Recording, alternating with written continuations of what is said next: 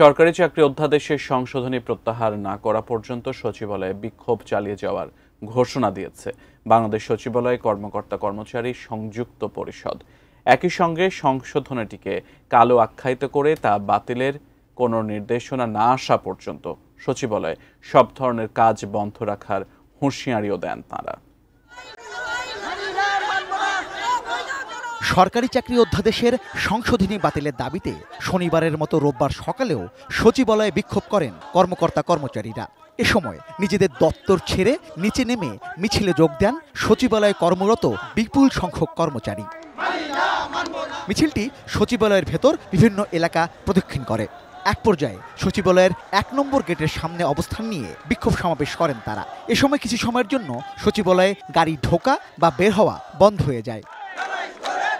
সমাবেশে বক্তারা অভিযোগ করেন, নতুন সংশোধনীর ফলে কর্মচারীদের কারণ দর্শানোর আগেই চাকরি থেকে অপসারণ করা যাবে। তারা অভিযোগ করে বলেন, এর মাধ্যমে সরকারি কর্মকর্তা কর্মচারীদের বিরুদ্ধে সহজেই শাস্তি, এমনকি চাকরি থেকে বরখাস্ত করার সুযোগ তৈরি করা হয়েছে। সরকারের ভিতরে ঘাপটি মেরে থাকা কিছু স্বার্থন্যাসী মহল এই আইনটা প্রয়োগ করে নিজেরা বাহবা নিতে চায় আর সাধারণ কর্মচারীদেরকে বিপদে ফেলতে চায়। প্রিয় সহকর্মী ভাই বোনেরা, আমরা তাদের এই অপপ্রয়াস যে কোনো মূল্যে রুখে দেব ইনশাআল্লাহ।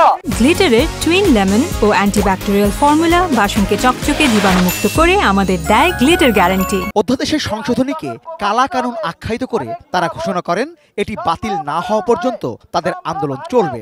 সংশোধনী প্রত্যাহার না করা হলে আগামী দিনে সচিবালয় অচল করা সহ কঠোর কর্মসূচি দেয়া হবে বলেও হুঁশিয়ারি দিয়েছেন তারা।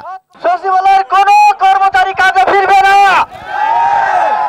এখন আমরা বাজার জেলায় সমবেত হবে, নেতৃবৃন্দের ঘোষণা না আসা পর্যন্ত আমরা আমাদের আন্দোলন চলমান থাকবে, কাজে ফিরবো না।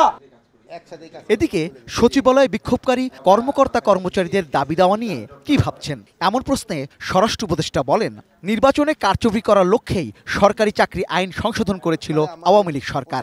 এখন তা সংশোধনের প্রয়োজন হয়েছে। কর্মচারীরা প্রয়োজনে এই সংশোধন নিয়ে আলোচনা করতেই পারেন। আওয়ামী লীগ সরকার যে একটা সংশোধন করে ইলেকশনটা যেন ম্যানিপুলেট করতে পারে, ওই জন্য একটা কিছু সংশোধন করছিল।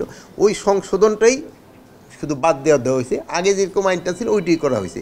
তারপরেও যদি তাদের কোনো রকমের থাকে, তারা আলোচনা করতে পারবে, ক্যাবিনেট ডিভিশনে বা সংস্থাপনের সাথে আলোচনা করে সমস্যাটা সমাধান করে নেবে। এদিকে রবিবার বিকেলে একটি প্রজ্ঞাপনের মাধ্যমে জানানো হয়েছে, সরকারি কর্মচারীদের বিভিন্ন দাবি দেওয়া পর্যালোচনা করে সুপারিশ প্রদানের জন্য 10 সদস্যের একটি কমিটি করে দিয়েছে সরকার। আন্দোলনরত কর্মচারীরা জানান, সংশোধনীতে শৃঙ্খলা বিঘ্নিত, কর্তব্য সম্পাদনে বাধা, ছুটি ছাড়া কর্মে অনুপস্থিত, কর্তব্য পালন না করার উস্কানির জন্য কোনো ধরনের আত্মপক্ষ সমর্থনের সুযোগ না দিয়ে চাকরিচ্যুতির বিধান যুক্ত করা হয়েছে। গত 22 মে উপদেষ্টা পরিষদের বৈঠকে সরকারি চাকরি সংশোধন অধ্যাদেশ 2025-এর খসড়া চূড়ান্ত অনুমোদন দেওয়া হয়। রেজওয়ান ফয়েজ, 18 নিউজ, ঢাকা।